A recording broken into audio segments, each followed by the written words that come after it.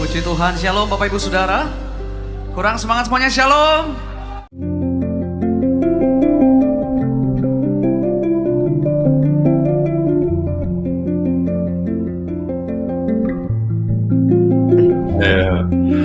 Welcome to another episode of our live stream, My Journey to the Trinity. My name is Hussein, and we're happy to be with you.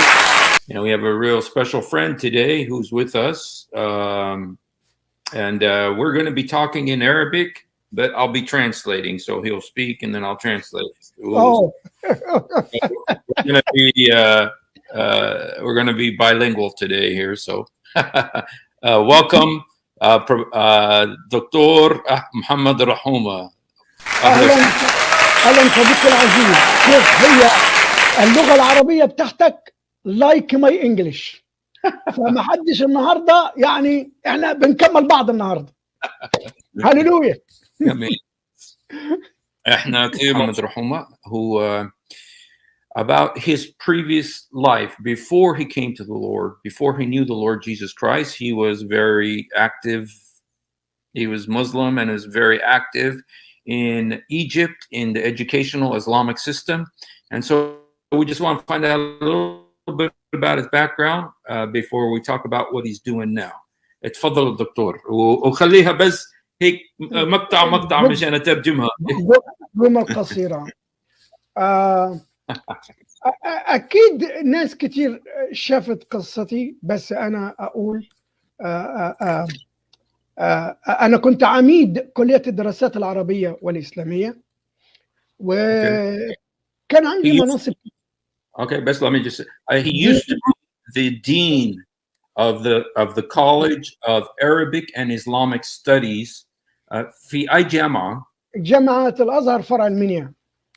For the Al-Azhar University. He's an Azhari, you guys. He's one of them. I'm just kidding. In Al-Minya, which is one of the large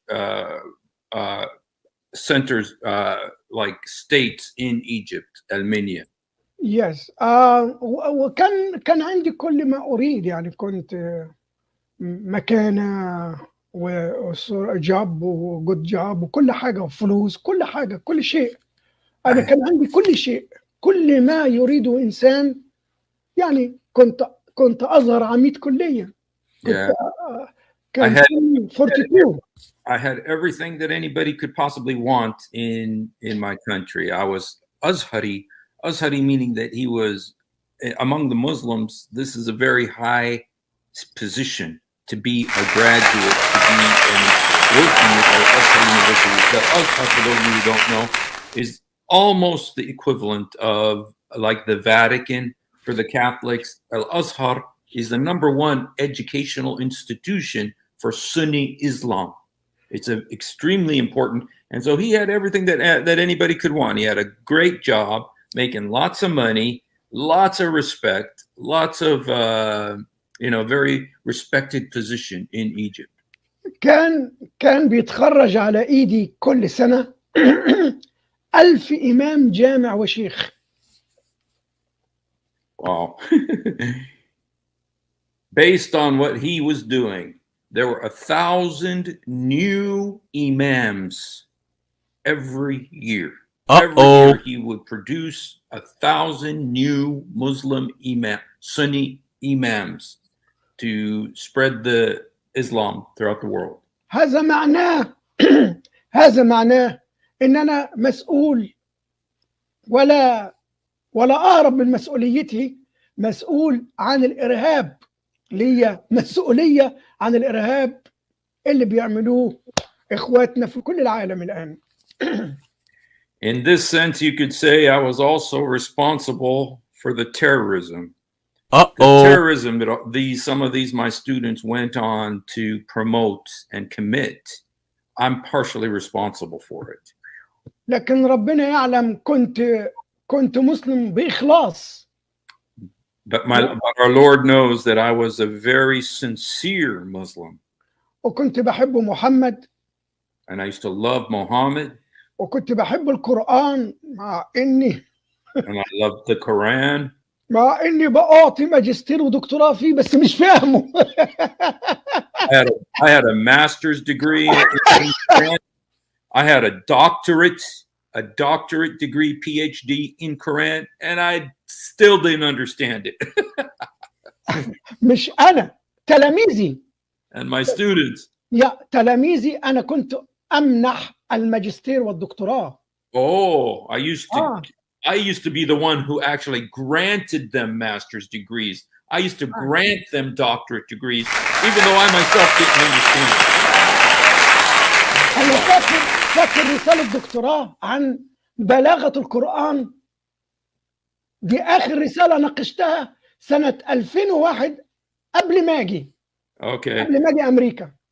I remember the very last master's degree. No, doctorate. Oh, doctorate degree that I oversaw, and it was about the rhetoric of the Quran. This was in the year 2001. وأنا I am still أنا لسه فاكر my student. His name is Atif from Samalot, Armenia. Okay, and the student who wrote this doctorate, who presented it, his name was Shukan Ismo? Atif Kamal. Atif Kamal from Samalot, Armenia. Yes. Okay. ودي آخر دكتوراه ناقشتها قبل ما أجي أمريكا سنة 2001.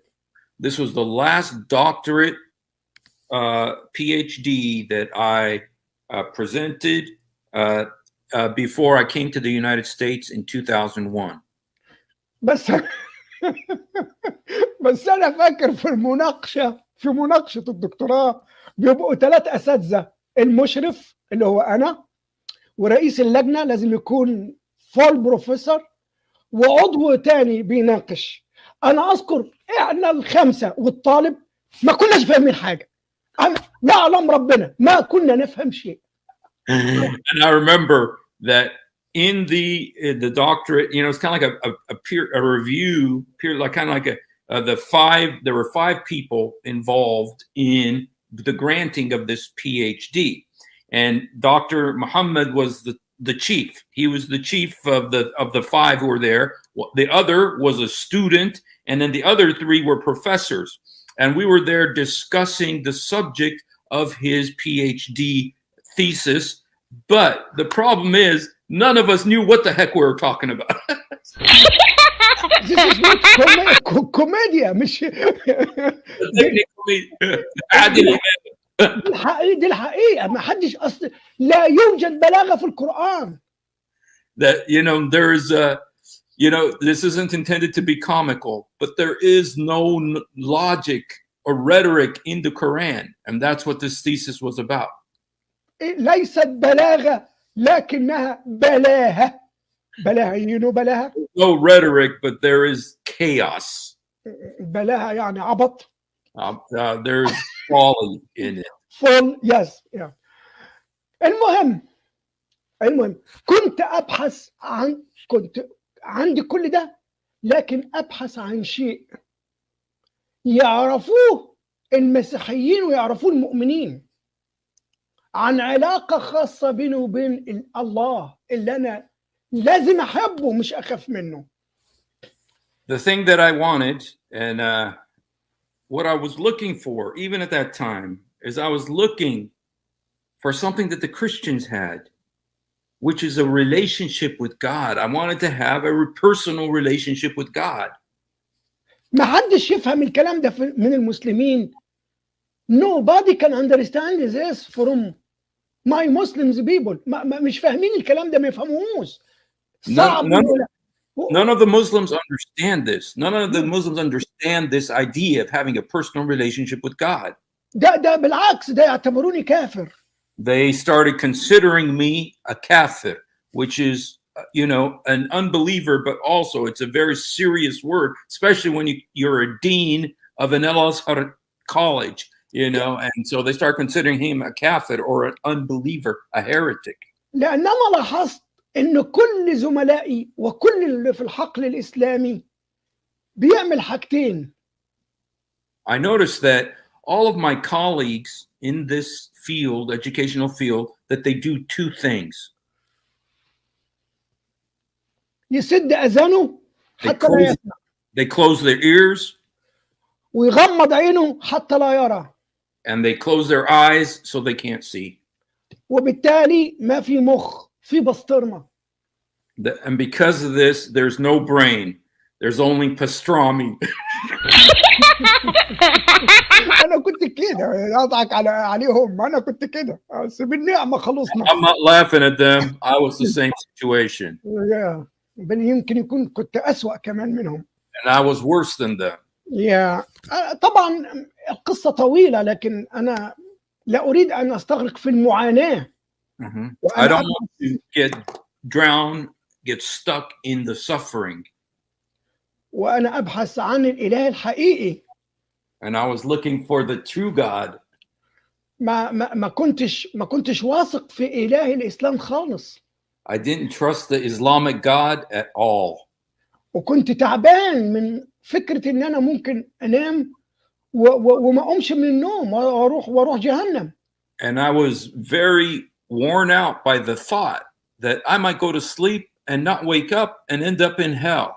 وبعدين نفس الصحابة سألوا محمد عن معنى هذه الآية من القرآن. And the companions, if you look in, there were some of Muhammad's companions who asked Muhammad about a particular verse in the Quran. الآية بتقول الآية صعبة شوية. ما منكم إلا واردها قالوا سألوه حتى أنت يا رسول الله قال حتى أنا إلا أن تدركني رحمة الله. واردها means go to hell for some time. There's a famous verse in the Quran that says, there is none of you but who will go to hell.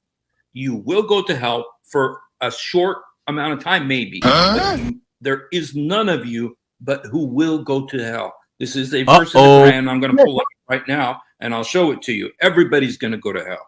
Okay. The Quran says this. And then the companions asked Muhammad and they said, even you, Prophet of Allah, peace be upon you? And he said, even me. بلاش الكومبينيون خليها الصحابة or الصحابة or his disciples. الصحابة أو disciples مش أصحابه لا دول الخاصة دول special people. اوكي تمام. طيب تلاميذه اللي معاه في مسؤولية الدعوة. المهم وطبعا غير كمان عذاب القبر. And this is in addition to the teachings about the torments of the grave. ده صورة مفزعة مؤلمة كل ما افتكرها جسمي خشول. This is such a terrifying picture. Every time I even think about it, my body still trembles a little. كل المسلمين مثقفين أو جهلة أو علماء كلهم خايفين من حاجة اسمها عذاب القبر. All the Muslims, whether they're educated or uneducated, how committed or how uncommitted they are, they're all afraid of the torments of the grave. دي العصا بتاع محمد اللي أرهب بها المسلمين. This is the stick, the rod with which Muhammad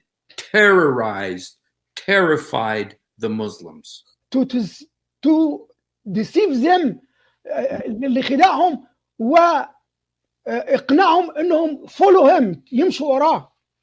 This is also to terrify them and to deceive them and force them to follow him, to convince them to follow him. And by the way, there's several of you who have been giving super chats. Thank you so much for that. Thank you for everybody. Thank you, Mr. صليبي ثابت. عندك أصحاب حلوين زي العسل أهو. المهم كانت النتيجة الله. طب وبعدين يا ربي أنا ما كنتش سعيد يا أخويا ستيف. ما كنتش ببتسم، ما كنتش بضحك. Okay. يعني So what happened is that I was so unhappy. I couldn't smile. I couldn't laugh.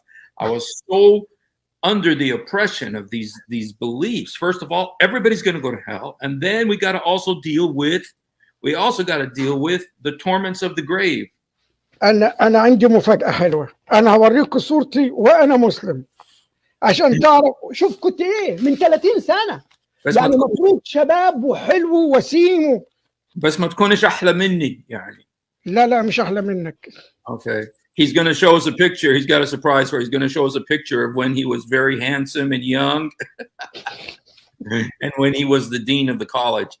And by the way, you guys, if you would like a little description of the torments of the grave, please write that. I'm not sure if we need to talk about that, but if you would like us to, just ask a little bit about the torments of the grave, and we could. Dr. Muhammad, ممكن بس تحكي لنا جملتين ماشي. عذاب القبر. عذاب القبر هو يا اخي ما تفكرنيش يا عم، خلاص ربنا شفاني. يقول لك I asked him about the torments of the grave. He says, oh, don't remind me, the Lord healed me of it. But أنا ممكن أحكي حاجة شوية عنه بس. لكن لا هقول هو يحطوك في القبر ويمشوا، فحوائط القبر تفضل تضيق عليك لغاية ما تفتت عظامك، تطبق عليك وتفتت عظامك. دي واحد. Okay, the first thing that happens with the torments of the grave. Now I know a lot of you already know about this, but let me just say a little bit, because it is. You know, the reason that I care about this is because I remember when my dad was Muslim. I remember when he was old and he would go to the mosque, and then the sheikh would start screaming about the torments of the grave. And my poor dad, he was 86 years old. He was so scared. He'd come home shaking because of what the sheikh was saying in the mosque about the torments of the grave. What they say, they put you inside the coffin, and then they start the box starts squeezing until it crushes your bones. That's the first step, is that the coffin squeezes you until it crushes your bones. دي صورتي من 25 سنة. This is my picture 25 years ago. أي واحد أنت؟ أول واحد ده. على اللي حاطط إيدي كده وكرافتة خضراء أعتقد. The one with the green. خليها شوي لهيك. مشان عشان إحنا لا هيك. أيوة. Okay, this is the one with the green, the long green tie. أيوة. Yes. وده محافظ المنيا وده المحامي العام للمنيا. And this is the governor. Yeah. Wow. واخد بالك؟ شفت ده شكلي اهو اهو. Okay. اهو. Oh, there he is again. انا جنب رولا خالصة. دي رولا خالصة الصحفية المعروفة. Okay, this is a very famous. He's next to the lady with red hair. Her name is Rula. She's a very famous journalist in Egypt. Yes. يعني انا بدور مش ممكن اهو. شوف وانا بقى من 20 سنة، لا دي 30-40 سنة. This is like 40 years ago. أي واحد أنت؟ أنا اللي لابس البدلة ده الأمور ده. I'm the cute one. I'm the cute one, and the tall one, and the cutest one. ودي بص، دي بقى دي باينة فيها قوي. بص حد يقول ده أنا ده أنا ده. أي واحد أنت؟ ده اللي بكلم الوزير ده الوزير مفيد شهاب، وزير التعليم. وده انا بكلمه اهو، اللي مايل شويه كده بوريه. To the Minister of Education in Egypt. Is a very high position he was. يعني بصوا اللي يشوف الصوره الان ما يصدقش. ايه ده؟ انا ده المسيح خلانا حلوين فعلا. You look at me now and you say it can't be the same person, and it's because of Jesus. Jesus has made me beautiful. He's made me able to laugh. He's made me able to smile. So.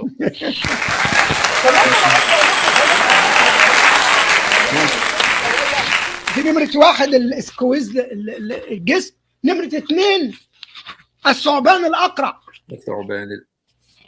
والثعبان الأقرع ده ثعبان ضخم جدا وبيمص الدم ويفضل يعذب في الجثة لغاية ما هو ميت. هيعمل فيه ايه تاني؟ هيموته تاني. So what the next thing after the coffin squeezes you to crush your bones. Then there's this huge serpent that comes. It's called the bald serpent. And so this serpent was huge, and it comes and it sucks your blood. ثالث حاجة بقى ناكر ونكير. And then, you guys, the joy of the one of the greatest torments of the grave is nakir and nakir. ماسكين مطارق من حديد وينزلوا فيه. They got steel hammers, and they come to beat you with these huge steel hammers. لغاية ما يخلصوا عليه. طب ما هو ميت هيخلصوا عليه. They come to torment him. He's already dead. Are you trying to kill him again? After his flesh جسمه يذوب ويبقى تراب، يروح ربنا إله الإسلام السادي اللي بيحب العذاب يخلقه تاني من جديد عشان يبدأوا الكر مرة أخرى. Okay, after he has been tormented and his body's destroyed and from all of these torments, and Allah in his mercy will recreate the person so they can start the torments all over again. Uh-oh. حلوة قوي حلوة قوي. And I just want to say, you guys, I know this sounds insane, it sounds crazy, but I know people are scared to death of this. كل الناس مصدقة، كل المسلمين مصدقين عذاب القبر. All the Muslims believe in this, and they are terrified. ومحمد في الأحاديث قال عنه، قال عن عذاب القبر. I know little kids who used to not be able to sleep at night because the sheikh would come over to their house and start talking about these things with a loud voice and the drama and the serpent and all these things, and the kids couldn't sleep at night from the nightmares because they really believe this stuff is going to happen. And so فكرت ان انا برضو خلاص انا بدأت I am starting to lose my God in Islam. الله خلاص مش مصدقه، مش مصدق ان في اله بهذه الطريقه مكرهني في حياتي. No personal relationship with him. ما فيش اني ريسبوند لما بصلي، ما فيش حاجه بتدخل لي. ايه اصلي وبعدين ايه اللي حسيته؟ What started happening is I started losing my faith in this God. First of all, there's no personal relationship. And then he wants to do all this stuff to us. He wants to torment me like this. And there was no relationship, nothing. I wasn't getting nothing from him. I was losing my faith in this God. وبعدين أظن سنة 91 1991 سنة 1991 كان ظهور العذراء في أسيوط، وفي عملت دوشة، خلت المسلمين كل الله ايه ده؟ ايه ده؟ ده في شيء العذراء بتظهر. In 1991 there was like an apparition of Mary that happened in Egypt, and this really shocked a lot of the Muslims. وانا قعدت اسال اقول طب ليه عائشه ما تظهرش؟ ليه خديجه ما تظهرش؟ ليه محمد ما يظهرش؟ And what I was thinking is, why didn't Aisha appear, or why didn't Khadija appear, or why didn't Muhammad appear? Why is it always when the Christians, the people the Christians believe in, عموما انا خرجت الى، طبعا جاتني سفريه ان انا اروح ادرس في السعوديه، فقلت دي فرصه الحق الهي قبل ما افقده.